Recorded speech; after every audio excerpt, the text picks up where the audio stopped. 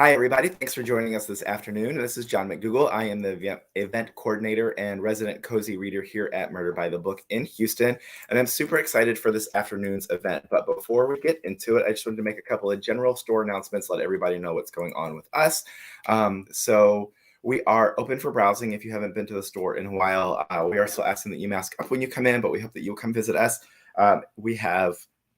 We just got in a ton of new puzzles. We've got a huge display of holiday mysteries. So if you're looking for more Christmas reads, we've got tons of them. Like I said, puzzles. We just got in a bunch of new mugs, some really cute socks, including some that have cats and books on them, because we definitely know that everyone loves cats and books. So lots of great stuff coming up. So coming in. So I hope that you will come visit us. If you're still just doing curbside pickup, we're of course doing that. So you can always just give us a shout when you're pulling into the parking lot. We're happy to run stuff out to the car for you. We've had a lot of people asking us when we're going to get back to doing some in-store events. We're going to finish out 2021 with virtual author events. We do have an in-store event scheduled on Saturday, November 27th. At 11 and 1 o'clock, we're going to be doing our Holiday Murder by the Book Recommends events. We've done a couple of these virtually, but this one will be in store. It'll be the staff basically sitting around the table, telling everybody some of our favorite books of the year, some of the stuff that we're highlighting for the holidays, some really great gift ideas. So that's going to be Small Business Saturday, which is November 27th.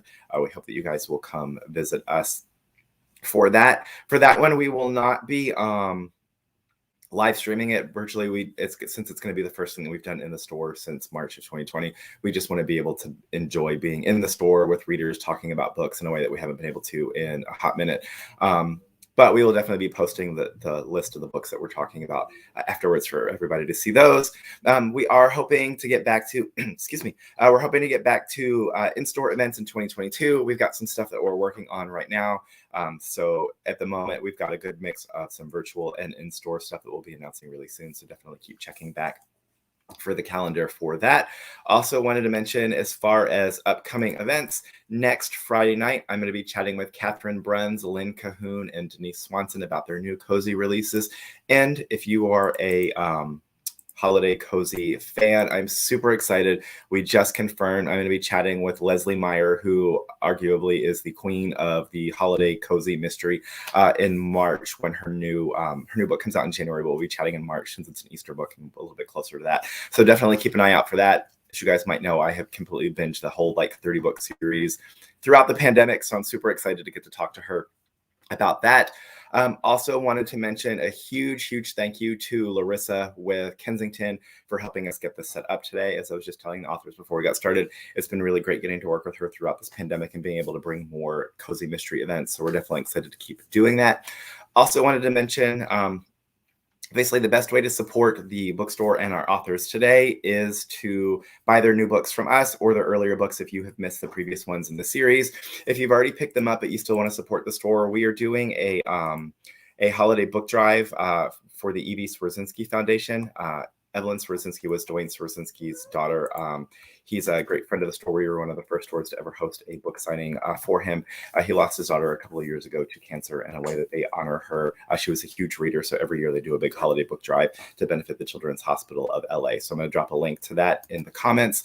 And last thing I wanted to mention before I bring out our authors is, if you are not familiar with it, we have a cozy subscription box service. So essentially what it is I pick out my favorite new cozy of the month that's come out, and we will ship it to you, or you can pick it up in the store. We have them available in 3 and 12-month increments. Both Louise and Darcy's books have been picks. I have a feeling you're probably going to be seeing one from Ellen later this summer when her new one comes out.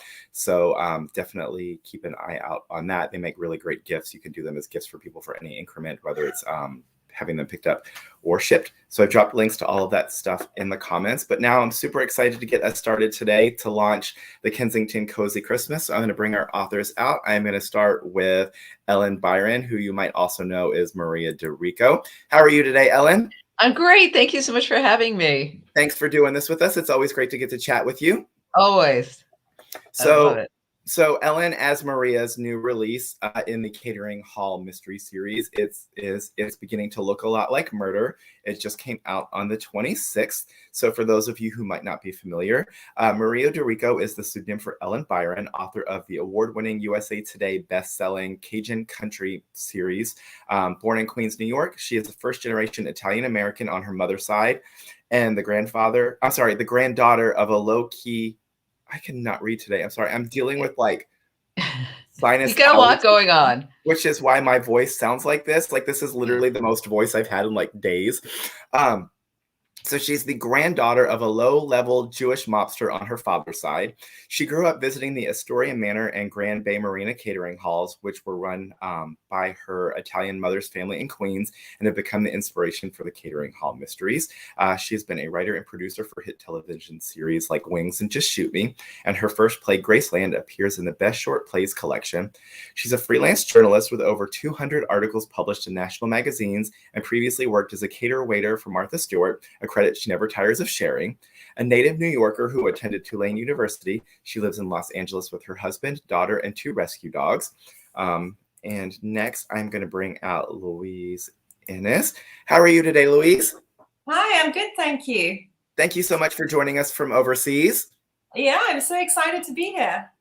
So Louise's most recent release is Death at Holly Lodge, which came out on September 28th. And so Louise writes contemporary romance, romantic suspense, and cozy mysteries. She lives in leafy Surrey in the United Kingdom with her family, and when she's not writing, she can be found traipsing through the countryside or kayaking on the River Thames. And next up, we are going to bring out Darcy Hannah. How are you today, Darcy? Good. How you guys doing? Thank you for joining us. So good to see everybody. So Darcy's newest book is the second in the Beacon Bakeshop series. It is Murder at the Christmas Cookie Bake Off. It also came out on October 5th. And Darcy Hannah grew up in the northwest suburbs of Chicago, is a graduate of the Indiana University, and currently lives in a small town in Michigan with her husband, 3 sons, and 2 dogs. She's lived around the Great Lakes all of her life and considers them a source of inspiration. When she's not engaged in a rollicking family adventure, walking her dogs, or working at the historic Howell Carnegie District Library, she's either baking up a storm or hard at work on her next Beacon Bakeshop Mystery. So to get us started today, I'm going to start us off super easy. We're going to start with Maria / Ellen. Can you tell us a little bit about the newest book in your series? Yes, it's beginning to look a lot like Murder, and my protagonist Mia is juggling Christmas and holiday events at her shop, and at her shop, not at her shop, at the catering hall where she works, including nativity, where the people want to dress up and reenact the nativity scene for their first birthday for their child, which she thinks is a little pushy, a little odd, and meanwhile her nonna, who lives with her in Queens, is in a contest with some fellow senior mean girls about who can decorate the block, do the most out there decorations. There's a lot of big decorations there. And then Mia's friend, Jamie, who's the son of the mobster family that now owns the catering hall, Bellevue Banquet Matter, but runs it as a legitimate business, discovers something very shocking about his past and gets involved with a nefarious guy who ends up being not so hot and trying to run a scam on the family, and winds up with his feet sticking out of a Santa's workshop display on on her book. And there's one thing that I will share that I had a lot of fun with is, Tony Bennett, the amazing singer, is a native of Astoria. My mother actually, he was ahead of her in high school. And one of the things that the ladies compete over, the senior citizens, is that one of them has an animatronic Tony Bennett Santa. And who's a Santa dressed, Tony Bennett dressed as a Santa crooning Christmas tunes, and they all want it. And my character's grandmother really covets it. Perfect. So what is the first book in the series, and do you think that people need to jump in with the first one, or do you think they can jump in here? They can jump in. The first book is Here Comes the Body. There's 3 books in this series. There will be a 4th right now, but there are 3 books, and and they can jump in. I mean, there's what it is I think of a lot of our cozy series as they give the Murder She Wrote example, or an example like Castle, where you have the case of the week, and then you have the ongoing love interests or family relationships. And so, I think all of us try to give enough of a hint in our books so that if you are jumping in, you're not like, wait, what's going on? Yeah. Perfect. All right. And how about you, Louise? Can you tell us a little bit about the series and what your characters are up to at Death at Holly Lodge? Yeah, of course. So Death at Holly Lodge is actually the third book in the Daisy Thorne series. It's set in a little village in England, very much like the one I live in myself in Surrey. And in Death at Holly Lodge, Daisy, who's my protagonist, is visiting her friend Mimi, who is renovating an old hunting lodge on the outskirts of the village. And while she's there, a body dressed as Santa Claus falls from the chimney. And so that is what kickstarts their investigation. Daisy, of course, owns the hair salon in the village called Ooh La La, and that's a hotspot for village gossip. So her and her crew, her team who work with her, start investigating to find out who this man is who's fallen from the chimney, and of course, more importantly, who killed him. Perfect. So same also as well. So what is the first book in the series, and do you think people need to start with book one, or can they jump in with the new one? Oh, right. So book one in the series is Death at a Country Mansion, and it sort of introduces Daisy and the characters, but a reader could jump in at any stage. Each book is its own self-contained mystery. So no, you wouldn't be lost if you jumped in halfway through. Perfect. I'm going to jump in because I forgot to hold up a copy of my cover, which is a really fun cover. They do fabulous covers at Kensington. Oh, they do. They're amazing. I love this cover as well. And I will say, excuse me, for Louise's book, when we did the subscription box, we had been trying to do first in series, but the second one had just come out. So we used it as our intro for it, and most people loved it and thought that they could go in, and then immediately went and picked up the first one too. So I also think that you can jump in with any of these with ones. All right. And how about you, Darcy? Can you tell us a little bit about Murder at the Christmas Cookie Bake Off? I sure can. So it's set in Michigan, in a lighthouse in Michigan, in the fictitious town of Beacon Harbor.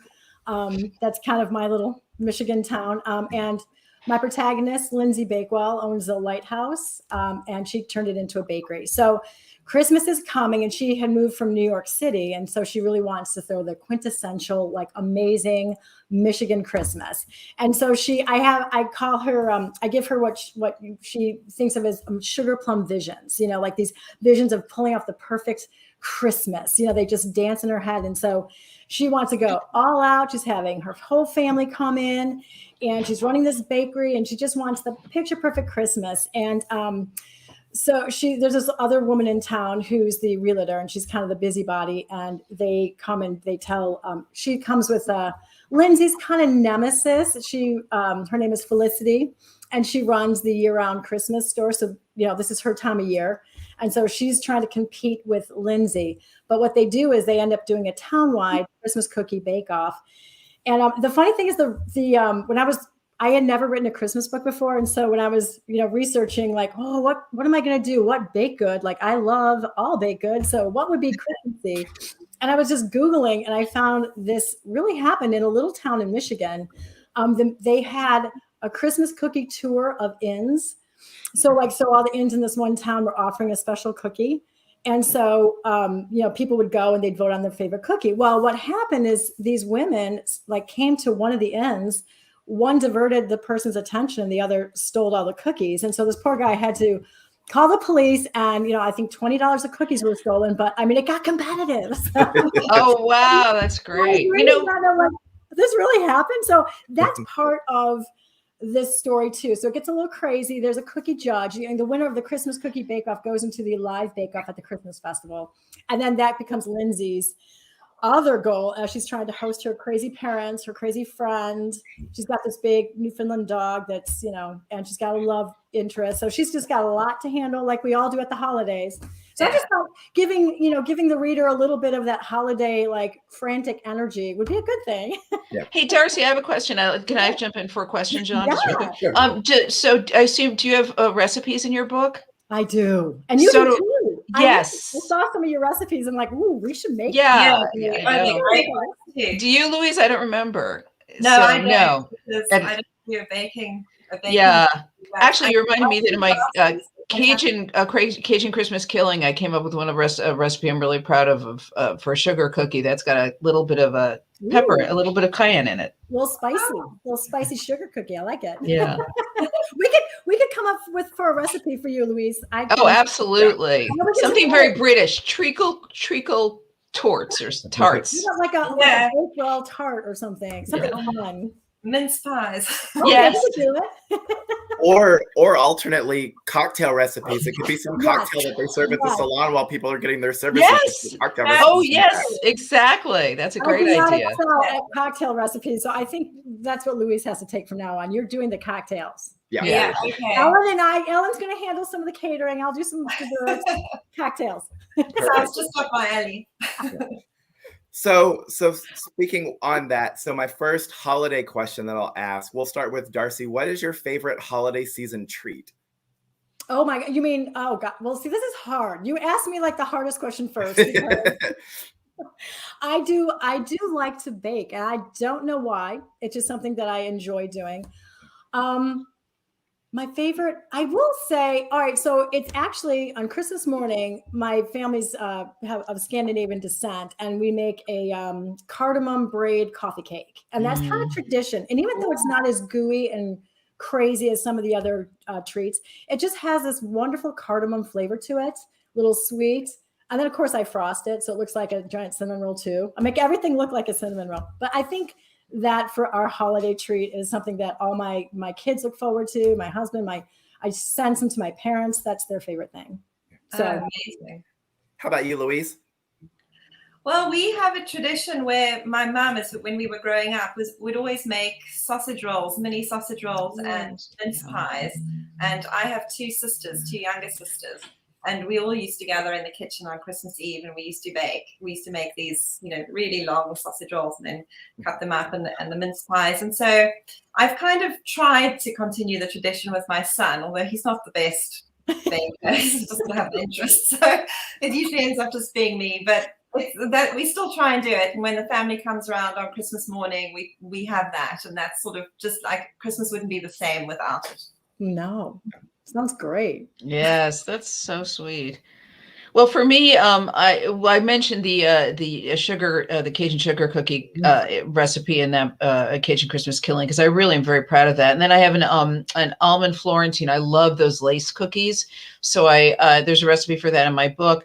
But there are two things I'll share. One is I love the advent calendars, the little chocolate ones from Trader Joe's or wherever. It's a teeny tiny chocolate, not enough to make me happy, but it's so much fun to open it.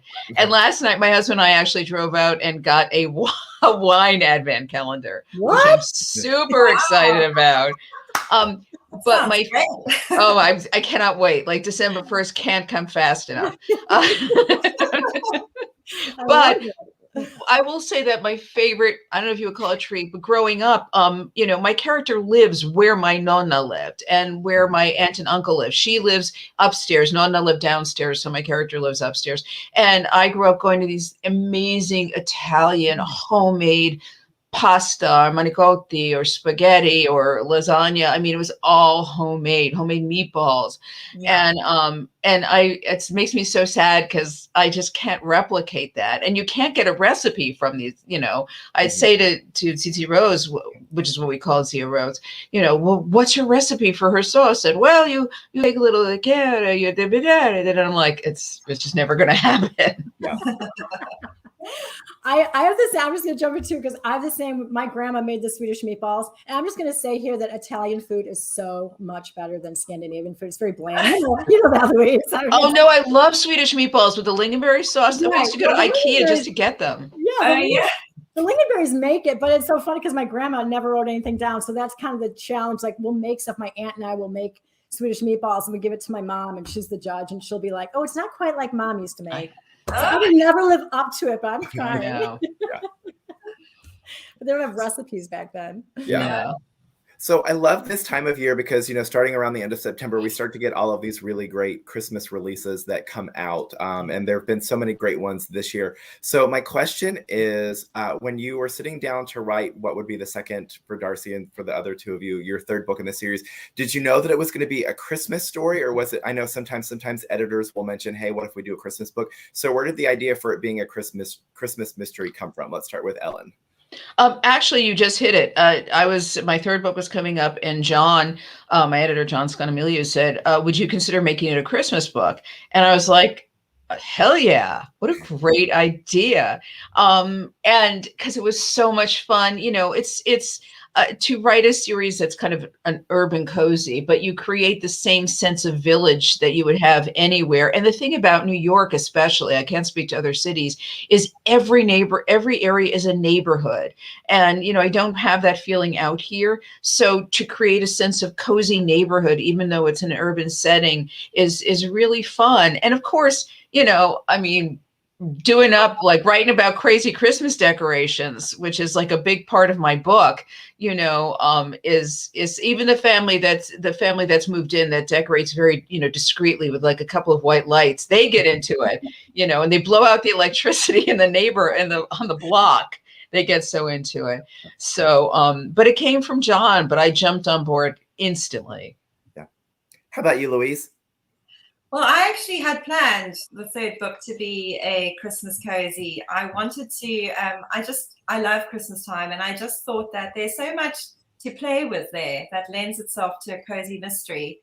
And I particularly love the small town, the small village feel at Christmas, because the whole community comes together and they have all these quaint little festivals and tree lighting ceremonies and carol singers, and I just thought that would be a fantastic setting to sort of plant a murder in the middle of. Yeah. So that's sort of what I wanted to do. And also snow is synonymous with Christmas, and in Death at Holly Lodge there's a huge snowfall and they sort of become stranded in the village. They can't use their cars. So it's just an extra obstacle to throw at the characters, and they're stomping through the snow, and so I had that in the back of my mind sort of from the beginning. I love that.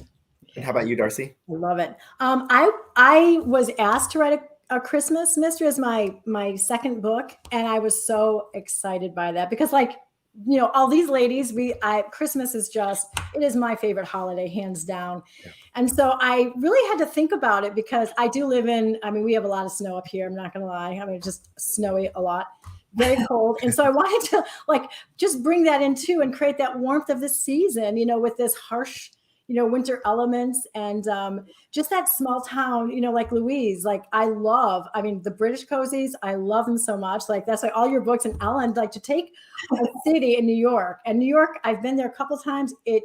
It's boggling to my mind, but to create a little community within that giant city is just brilliant. And I love, both these covers, both of their covers are insane. I love them so much. And so, but it's fun for us. And so for me, I kind of did that in my own space up here in Michigan, because we do celebrate Christmas quite a bit. We do celebrate winter because it's 6 months out of the year. Yeah.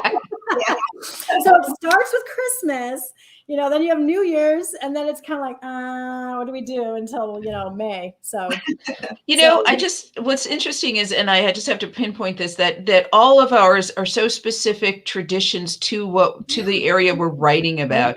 And that with my Cajun Country Killing, and I bring that up only because it's my other Christmas book.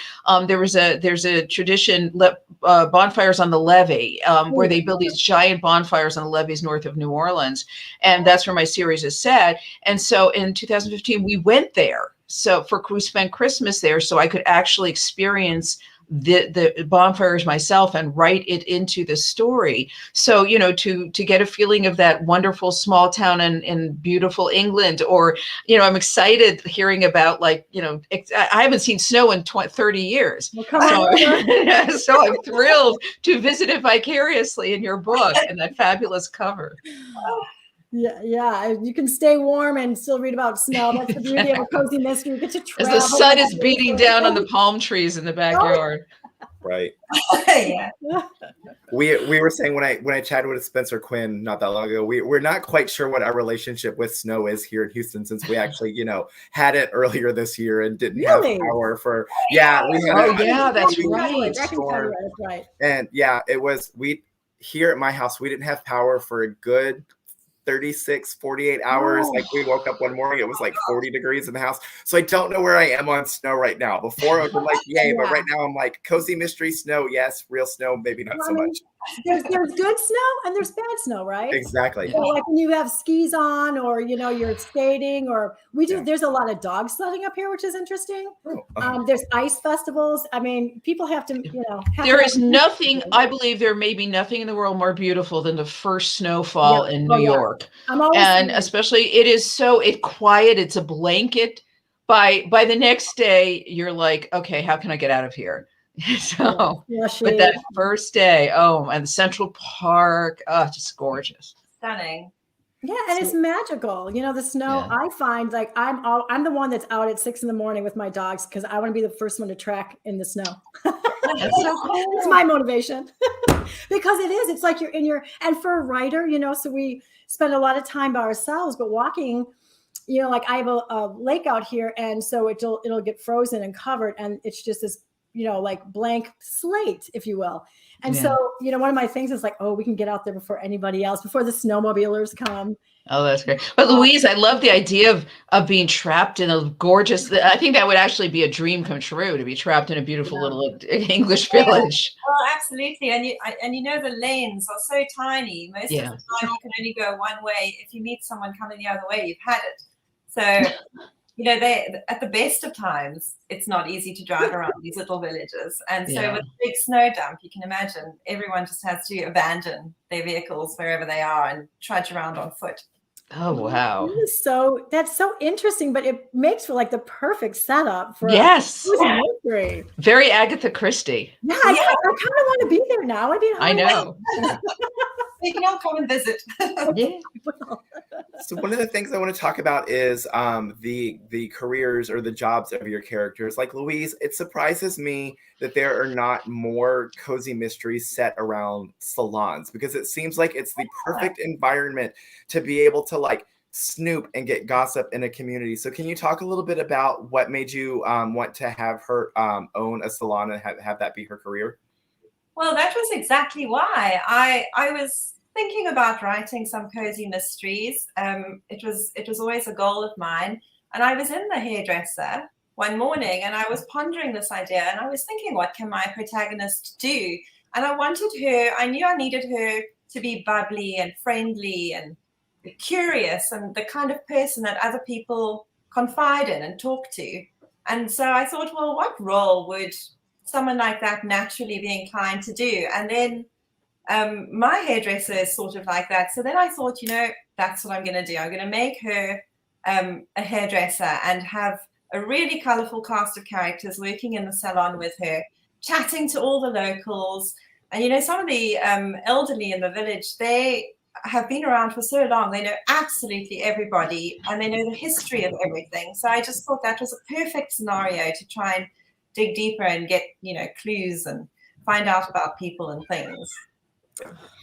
And one of the things I love too about it is, in a lot of cozies, we see a lot of times it's a main character who is maybe recently divorced. She's coming to a small town and doesn't really isn't a part of the community yet. And you get to see them become a part of it. But one of the things I love about your character is because she has the salon, you actually kind of get to see her like in her community and being a part of it already, which just sets it apart a little from. Yeah, that's right. I wanted her to be sort of one of the pillars of the community so that she had that circle around her from which she could operate. Very cool. Yeah, I love that. I love it. It's so charming. So charming. And how about you, Ellen? Can you tell us a little bit about, kind of how, I know we mentioned in your bio that you had kind of some history with Catering Hall, but can you talk a little bit about kind of that career? Yes. I had two cousins by marriage in the Italian family, ran two catering halls, the Astoria Manor and Grand Bay Marina in Astoria. And Grand Bay Marina is where my husband, it's right on the Flushing Marina, across from like the landing strip for LaGuardia Airport, which I write into the book. And that's where my husband and I had our New York reception. And it's kind of like with Louise, I thought, wow, Catering Hall is such a great setting for a cozy mystery. Has no one done that? And I went to cozymystery.com, which is a great website for if you're looking for themes. Dana puts them all up by theme and authors and stuff. And I didn't see one. And so, that inspired me. And I grew up, and especially growing up Italian, there's this thing called bella figura, which means, kind of like it's a little bit like impressing people. So I went to, family weddings and birthdays and engagement parties and funeral lunches, where it was like one top the other. In fact, and not at either of those venues, but at one venue, we said like, it was so over the top. There was like an oyster bar. There was a cotton candy machine. There were fireworks. And I said, someone at the table said, what's going to happen next? And my CO hungry, my Uncle Henry said, they're going to shoot the bride out of a cannon. So, and it's that kind of feel that I wanted to capture. And, it's also Married to the Mob is one of my favorite movies from the 1980s. I just think it's just smart and funny. And so it has a little of that feel to it. And again, like an event planner for parties. And also because I work for Martha Stewart, I tap into that, like in the first book, and Here Comes the Body, they have to do an offsite event. And I was like, I worked for her a long time ago, but I was like, oh, how do we do that? How do we transfer?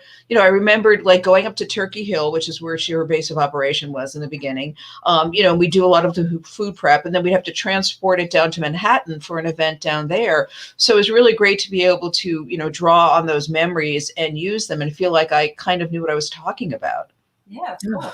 That's such a cool experience, Yeah, if you have a first edition, or not a first edition, but the earlier editions, because there are so many editions of that book of Entertaining, and you look on page 29, you'll see me holding a tray of hors d'oeuvres, standing as America.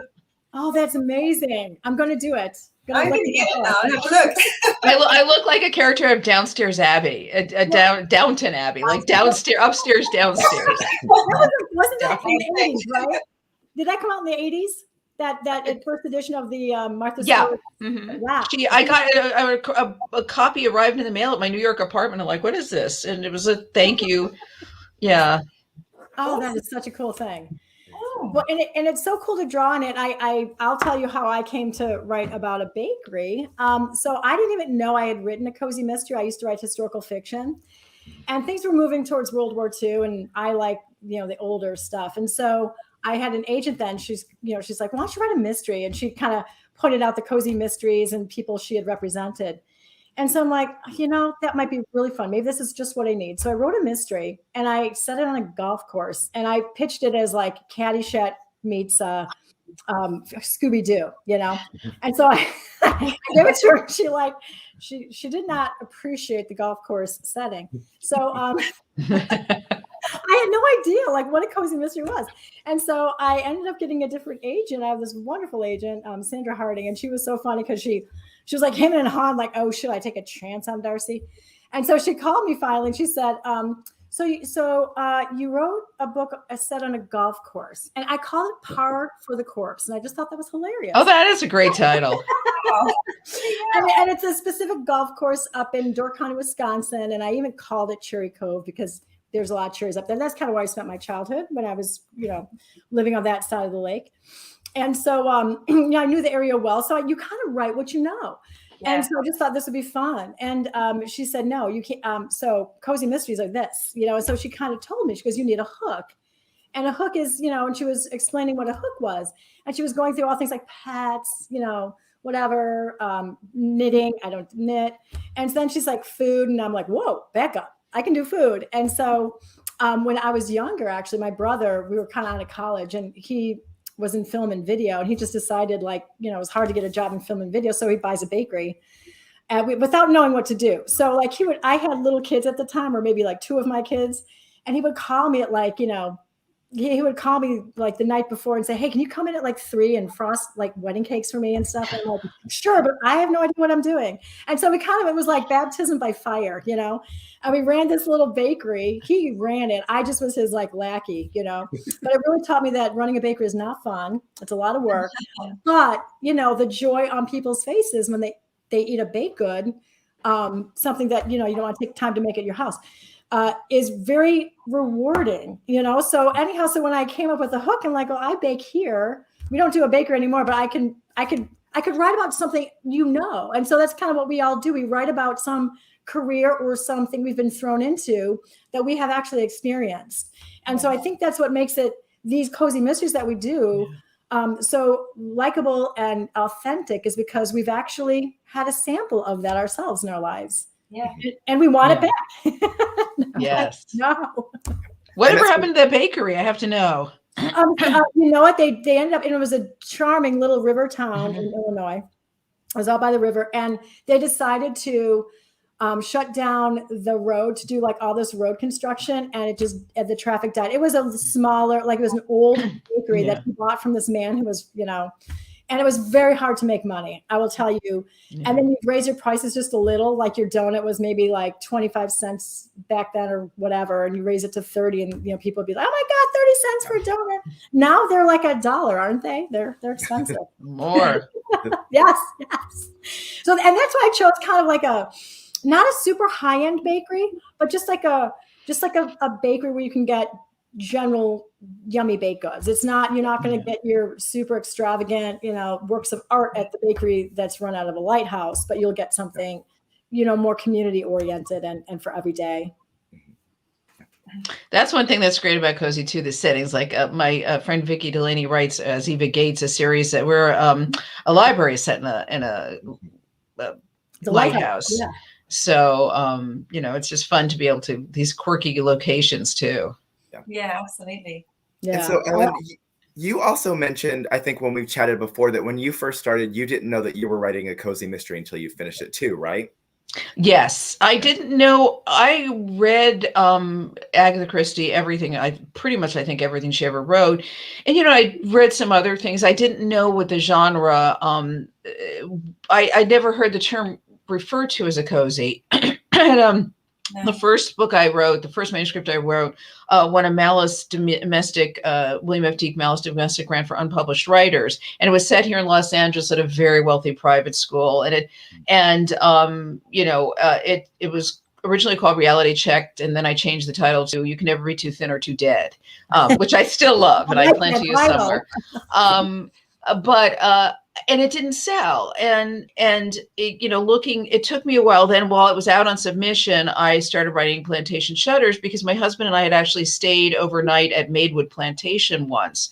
And back then, this was like 20 years ago, and I never even thought of writing books, but I thought, you know, this is such a great, it was like, and then there were none because it was a no-host plantation. We just had notes, like complete strangers staying there with notes from the people who owned it saying, do this, and someone will bring you dinner. And it was like so interesting. You know, and I love architecture, and I love Louisiana from my time there as a student. So that kind of led to writing Plantation Shutters, but it wasn't like, oh, I'll write a cozy. I just, like you said, it was like, what do I know? What do I love? You know, what is my passion? What would be dream to have a beautiful home and share it with people and have its story, you know, have the history, both the positive and the negative, and the character balancing that. So yeah, and then it was like, and then actually when I actually learned what a cozy was, I understood why my first book didn't sell, because it was neither nor. It was kind of the structure of a cozy with an amateur sleuth and stuff, but it was a little more jaded and darker because it was, you know, kind of where I was putting all my feelings about Los Angeles, which are quite mixed. And so, Louise, you mentioned that you had wanted to try your hand at a cozy. Can you tell us a little bit about your introduction and what made you want to write one? Well, like Ellen, and I'm sure like all of us, I love Agatha Christie. I love all the mystery programs on television, and I've been reading crime novels since, you know, I knew how to read. So I always in the back of my head had this idea of writing a mystery. Here in the UK, that we don't use the term cozy mystery. If I say to someone I write cozy mysteries, they don't really know what that is.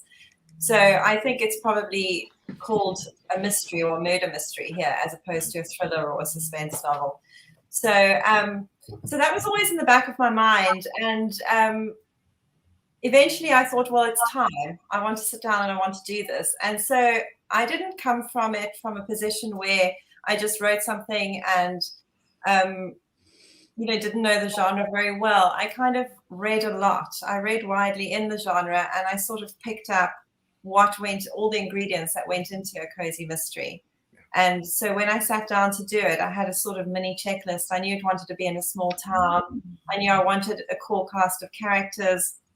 I knew that I wanted them to be quirky and each have different skill sets so they could all come together and solve mysteries. I knew they needed to be a detective to work alongside the amateur sleuth. And I wanted her to have an interest in solving crimes as well, because when I started, I thought, what would a hair salon owner be solving crimes for? How is that even interesting to someone like that? So I gave her a grandfather who she was very close with growing up. He was an ex-detective. And then I decided that that's where her interest stemmed from. So she did a criminal profiling course, which is she does it through correspondence during the first book, and she finishes it in the second book. So in the third book, in Death at Holly Lodge, she's actually legally able to help the police in an official capacity. Oh. So it kind of it justifies her reason for being there. It's so interesting. You tapped on something like amateur sleuths. And I think that's a question, two things. One, that we're all readers, you know, and we're not just, when I worked in TV, people would say, well, I'm going to write a sitcom pilot. And how hard can it be? And I'm like, excuse me, A, that's insulting. And B, you try. It's so much harder than you think to write a good one. But we love, I can't read books where any children or teenagers die. I don't want to be haunted. I want to, because I do a lot of reading before I go to sleep, and I don't want to be reading something and then staying awake for that. And the other thing is like how you justify, our amateur sleuths finding what it is and what they do in their regular life that makes them actually do something, and then also writing in a way so the police don't look like total idiots. Because, I have enormous respect for law enforcement and what they do and how they do it. And, I don't want to have, make them dummies. Yeah, that's always a fine line too. You're writing these mysteries and you have to have that amateur sleuth and investigate. But in the real world, that's probably very frowned upon. And so, do you know what I mean? So you have to be smart about it. And I used to work through the police station doing a little crossing guard job. My kids were younger at the schools, and so it was so funny because they're amazing and just the things that they put up with. But, it's like realistically, like if I was to look into a murder for you, how would you feel about that? And so, well, and I love, Louise, that your character did that. Yes. Like in a small town, you can be very friendly. You can know them on a more personal basis. So they might tell you things, that they maybe shouldn't tell you. But a lot of times our readers they're very smart. And they'll say, oh, this is unrealistic. But, it's a cozy mystery. So, but, because I'm writing, my series is set in New York. So my characters, the law enforcement is NYPD. Oh, so you can, and then my new series is, the one that's going to launch in June is set in New Orleans. And so it's NOPD. But at least I know with NOPD, I have friends who, work the department. I know that it's underfunded and strapped and there's a crime problem, so I can keep my characters busy. But when you're dealing with how do you explain that your amateur sleuth has won up to the in New York City police department? Well, I also love, and Darcy, in your series, how, I'm sure it helps to have your love interest who is a hunky special ops person who has some of those skills as well. like tap into things like silently. Well, I actually with this series with the Catering Hall Mysteries, I did not want to make it because my other character, my other series, she's her detective as the boyfriend. I didn't want to do that, so I had to come up with a way that she can kind of manipulate. And what I came up with is that one of the women who works there, her husband is a detective, but he also on the sly writes really and self-publishes mysteries. His real name is Pete Dianopoulos, and he created this character Steve Stianopoulos, who writes bad mysteries. And then he divorced his wife because he thought he'd like hit a big like lead child and didn't, and now he's trying to get her back, and she's making him work for it. So one way she makes him work for it is by giving clues to the mystery that she can pass on to my protagonist. Oh, I love it. Great idea. It's so clever. So good. So next holiday question is, we're all sitting here in our hats and our decorated our Christmas sweaters and stuff. So are you the type of person who is no Christmas before Thanksgiving, or are you like November 1st, let's go for it? How about you, Ellen? At first I used to be save it for Thanksgiving. That's not fair. Now, I mean, now I'm like, oh, whatever. I mean, look, I just bought a wine advent calendar that I'm, counting down the days to go with the chocolate calendar I already have. We probably won't decorate until after Thanksgiving. And here's a funny thing that, we did, as my daughter was growing up, we did outdoor decorations. I love outdoor decorations, and my parents were never into it. So it's like on me. And then as she went to college, we have but it's all white. We have a little white deer, a little white tree. And then my husband put a little deer on the roof. And so we were like, well, maybe we'll tone it down. And then neighbors would come by and go, so when's the deer going on the roof? So because our neighborhood is pretty chill and there isn't a lot of decoration. And several people would say, oh, I love Christmas because I love seeing your deer on the roof. Aww. So now we have to, now my husband's on the ladder with the little deer, lighting him up on the roof. How about you, Louise? Well, we don't have Thanksgiving in the UK, of course. Yeah, of course. So the first time, so Christmas is really the first time we sit down with a turkey dinner for almost a year. Wow. So it's a big deal for us. Personally, I don't really bring up the Christmas decorations or put up the tree until the 1st of December, actually, normally. Yeah. Because it's so full on that, the place just becomes too crowded and cluttered. But I really love it. And as I get older, I love it more and more. And since I've had children, I seem to celebrate it more and more and make a bigger deal of it. And now I'm writing Christmas cozies. So who knows where this could end up. I'm a crafty person, so I have a ton on my tree has all kinds of ornaments. I mostly have needle pointed, but I've started making them with my book covers. Oh, that's a great idea. Wow. That is so cool. You should start an Etsy store. Yeah. I know, exactly. You should start an Etsy store for us authors so we can order for you. Right. Oh, I don't, it's too much time for me to do. I'm one of those who, so we live in this town that has these little small town festivals. So the day after Thanksgiving is the Festival of Lights, and it's our Christmas festival. It's the beginning of Christmas. And so it starts at, kind of starts at dusk, I think. And we have all these parades. We have this big parade and everything is lit up and Santa Claus comes. One year we had the Budweiser Clydesdales all lit up. So it's very festive. And so what we do is I'll have the whole family come out to Michigan and we'll do Thanksgiving. We'll do it up big. And so we cannot have any sign. So writing a Christmas book and trying to promote it in September, right? I know, it's weird. How fun is that, Oh, I have to tell you a funny story. So when I lived in Manhattan, I lived on Columbus and between 83rd and 84th, and they blow up the Macy's balloons for the Macy's Thanksgiving Day Parade, which in New York is also often called the Macy's Day Parade. So they've just cut out Thanksgiving entirely. Yeah. But, I used to go with friends and watch them blow up the balloons. I actually never made it to the parade because I always slept in, but my entire life in New York. But so we'd watch some balloons and they'll do it. And then I remember 2:00 in the morning, we were at a coffee shop on Columbus Avenue after we'd been watching balloons blow up. And all of a sudden we see racing down the street, a truck, and it's pulling Santa's sleigh, which is how the parade ends. And obviously they were late, and it was just so funny to see. It was like this calling butt down the avenue. Yeah. But yes. I mean, it's so fun. And so I think for us, especially in this town, my nieces love to come and we do a Christmas 5K run where people dress up You know, I have my kids all dressed. My kids are like 6'7", 6'5", and 6'4", and they dress up like elves, you know. Yeah. And then they're, you know, they run up and down, and my nieces. So it's just this big festival, but you go uptown and they have roasted nuts and cocoa. And so it's just a very, so we, then the day after Thanksgiving, we do a Christmas Eve. Yeah. So I give the kids all have to run to they shop the Black Friday deals. They have a budget. And then it's really funny. We do an early Christmas Eve, and then, you know, Christmas happens, and maybe we'll do another Christmas Eve too. But we do a family one, but if we don't see our extended family, that's how we handle it. So it's that sounds wonderful. Fun, yeah. So so I'm after Thanksgiving.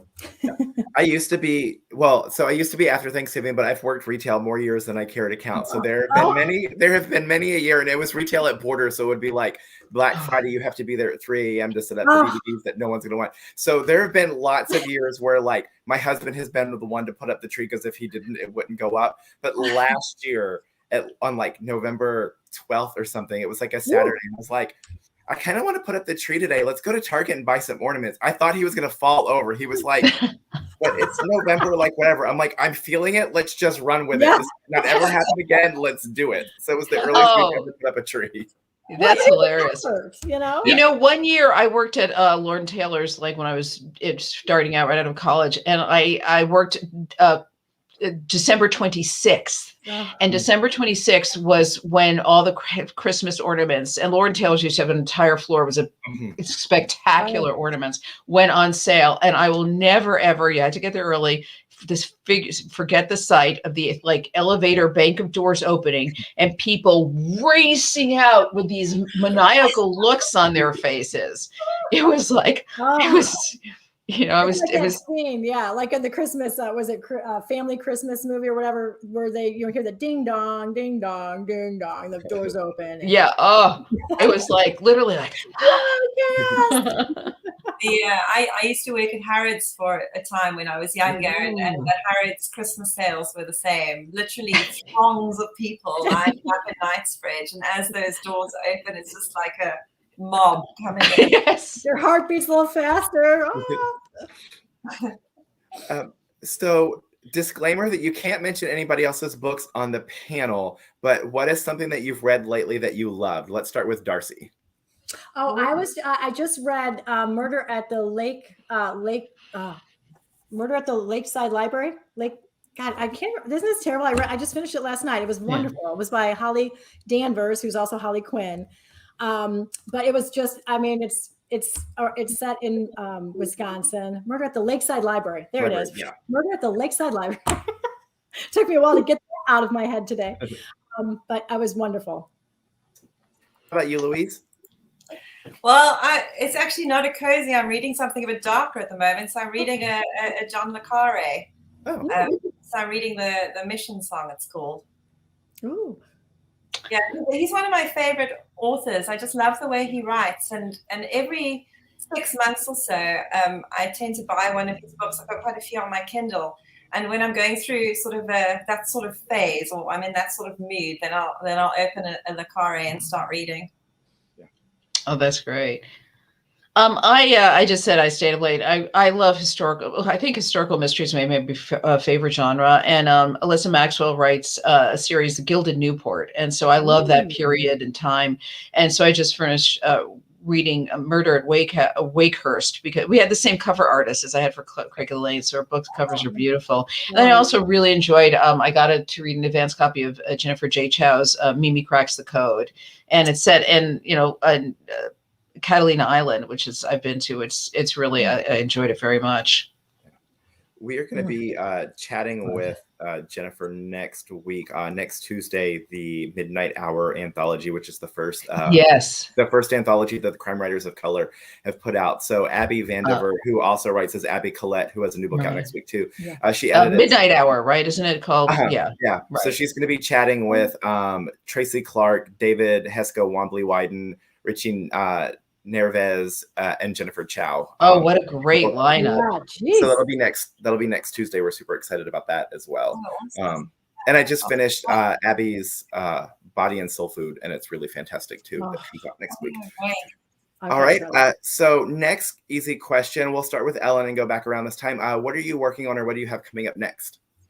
I'm working on my first, the Bayou Book Thief. I'm working on the second book. I started the Vintage Cookbook series, which is set in New Orleans. My protagonist runs a gift shop at a culinary house museum in the Garden District. And it's called Miss V's Vintage Cookbook and Kitchenware Shop. And it's inspired by my own little weird habit of collecting vintage cookbooks. Oh, and so I use some of the recipes from some of the books that I kind of adapt, and they're at the end of the book.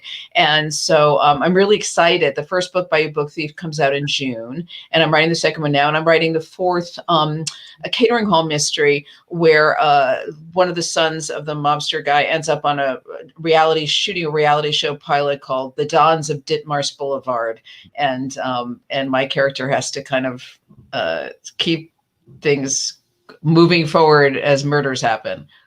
How about you, Louise? So I'm working on the fourth Daisy Thorn mystery at the moment, and this one is set. It's actually I'm taking it out of the English village, and we're going to the French Riviera for a time. Oh, fun! And Daisy has a love interest running throughout the series with the gruff but handsome detective Paul McGinnis. And just as things are hotting up with him, there's a relationship, an ex from her past, who suddenly desperately needs her help. And so she has to jet off to the French Riviera to help solve that mystery. And obviously her crew then end up going for an impromptu holiday to help her. So that's the fourth one. And I also wrote a short story for a cozy anthology, a Halloween short story, actually. And it's the start. It's a prequel, actually, that I'm using for a new series.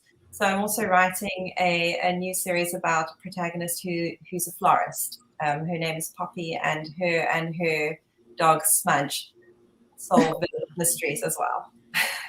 Oh my gosh, I love it! So busy. I feel like a slacker. I am.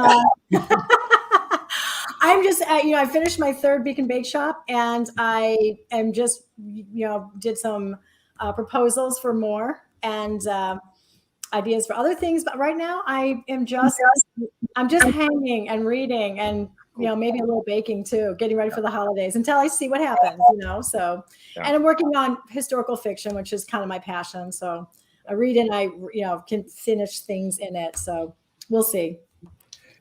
So one of the things that I think is interesting as we've been chatting, everybody talked about how much we love Agatha Christie and kind of the British crime TV and stuff like that, but we don't see a ton of cozy mysteries that are set outside of the United States. Most of them are all set here in the U.S. Louise, why do you think we don't see more cozy mysteries set in the UK? I'm not sure.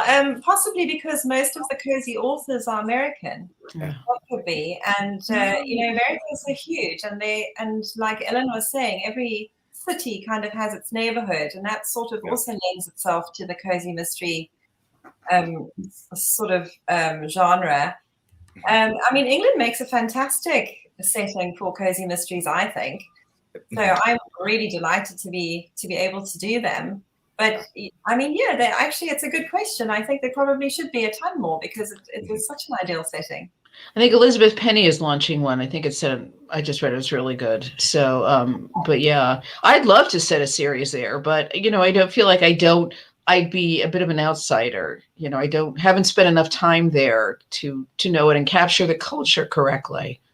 Yeah, well, that's why I don't write cozy set in the States either, because I just feel like, for me, it would be a fish out of water. Yeah, so it's probably a little intimidating. If I ever did a different series, I would definitely set it in Scotland. That is, I think that would be a lot of fun because that's kind of where my historical fiction has always ended up. And so, but it's historical. So being in modern day Scotland, but I'm a huge fan of MC Beaton. And those me too. I love those I was books. reading those, I would read those, and like I said, I didn't know that was cozy mystery, so and watch them on, where are they on BBC or Acorn? Yeah, the Agatha Raisin series. Oh, that is adorable. That is just one of the cutest things. Love it. Yeah. And so what about Scandinavia? Which one? What about Scandinavia? I would love to do one in Scandinavia. I wonder, but is it cozy?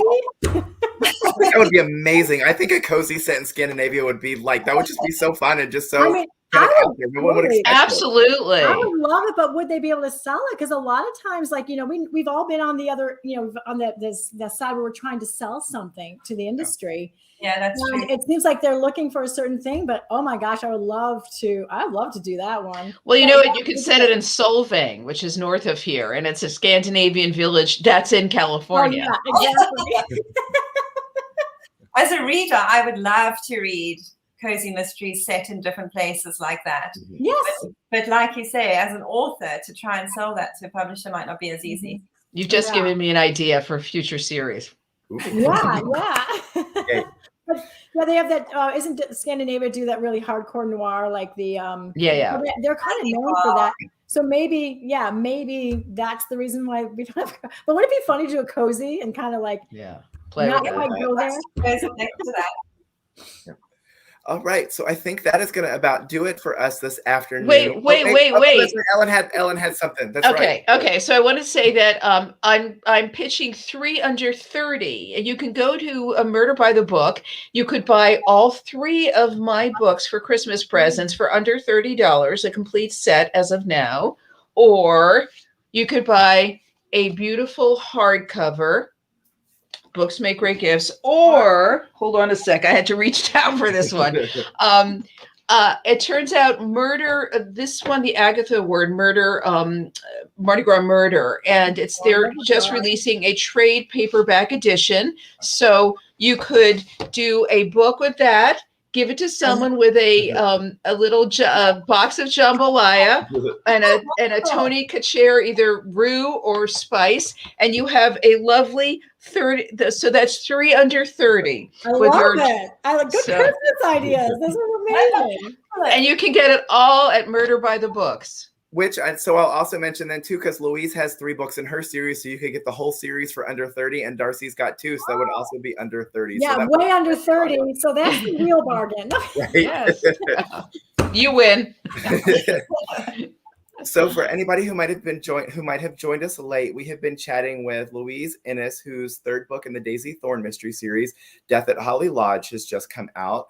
We've been chatting with Darci Hannah, whose 2nd book in the Beacon Bakeshop Mystery Series, Murder at the Christmas Cookie Bake Off, has just come out. And we've been chatting with Ellen Byron, who at the moment is going by the name Maria DiRico, because the 3rd book in her Catering Hall Mystery Series, it's beginning to look a lot like Murder, has just come out as well. She mentioned we have all 3 available in the store. We also have, if you're looking for additional cozy Christmas cozy releases, we've got a page on the website that lists all of the new Christmas cozy stuff that's come out this year. So we hope that you guys will check those out. You can visit us at murderbooks.com for those.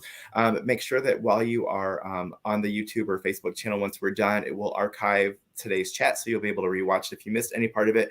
But we also have done literally hundreds of virtual events since the pandemic has started. We've chatted with Ellen a couple of times. We've done lots of really great cozy ones. So those are all out there if you want to catch up on any of those as well. Ladies, thank you so much for joining us this afternoon. This was a blast. Thank you so much for having us. It was wonderful. Yeah, You guys take care. Happy holidays. Yeah, See you Merry soon. Christmas. Christmas. Bye. Bye.